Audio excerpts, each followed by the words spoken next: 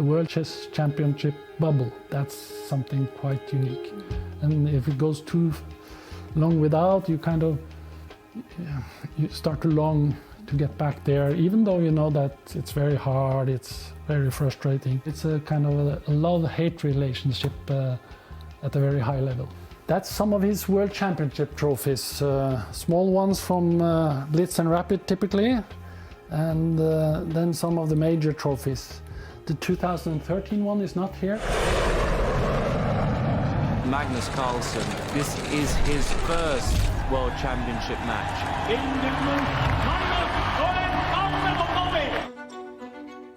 This was a larger-than-life experience. You have this exotic feel, the smells, the noise. It's so overwhelming. And together with hundreds of journalists, it was such an mesmerizing experience. A team of grandmasters knows everything about Magnus Carlsen. And they're off.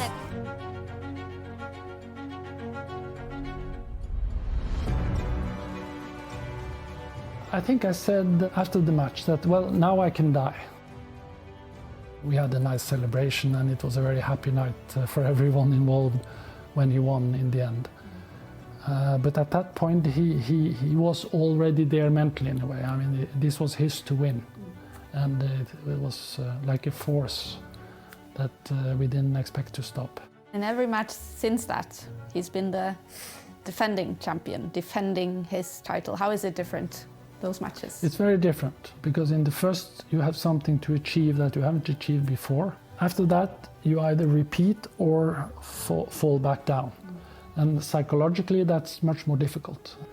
But here we have the 2014 Sochi World Championship trophy. That was a little bit more difficult to get motivated for that match, but fortunately he managed to get motivated and to do the work. And then 2016, yeah, that was very intense. Yeah, I think he lost, was it game 8, I think, and they had 7 draws before that. Magnus felt that against Karjakin, the only acceptable outcome was to win.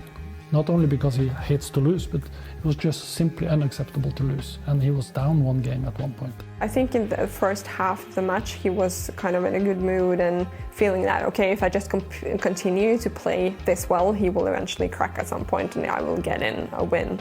But then when it didn't happen, he was really frustrated and he was like second guessing, what am I doing before the games? That's also a sign that you're losing a little bit of your self-confidence. We went to a restaurant and someone started to serve some drinks and it took off a little bit from there. So we were depressed and it was difficult. We didn't know what to talk about when we arrived at the restaurant. But after an hour or something we were all laughing and we just had a hilarious evening. And maybe that helped kind of on the nervous system.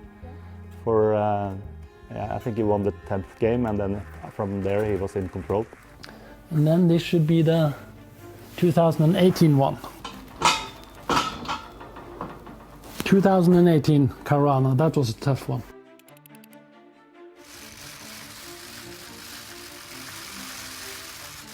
He'd had a great year. I hadn't had a great year, and it felt when we were playing like we were equals.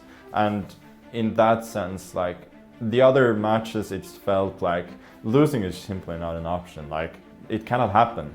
Obviously, that's not an attitude that is good if you want to have an enjoyable experience. But the match in London was a little bit different in that sense. It was an equal match, and if I'd lost it, it would have hurt a great deal. But still, it didn't feel like it was impossible. Something that couldn't happen.